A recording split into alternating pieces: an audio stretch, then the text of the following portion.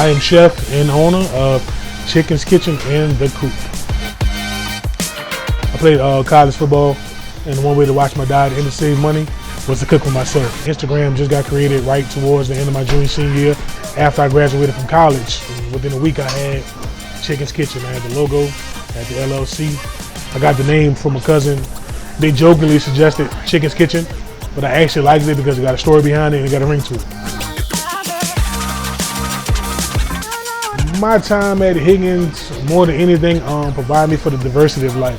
There were all different kind of cultures there.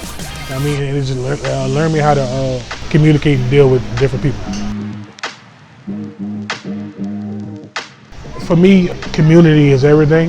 We are nothing without community. We get so much love and support. I've been blessed enough that almost every day since we opened, going on 5 years now, we got a line of people waiting for us to open the doors. I just have this pull within myself, in my heart, to give back.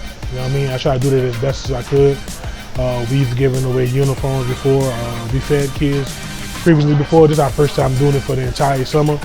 I think that's why it's important to support local businesses, because these people have ties to our communities, and you can turn it right back around and give it back.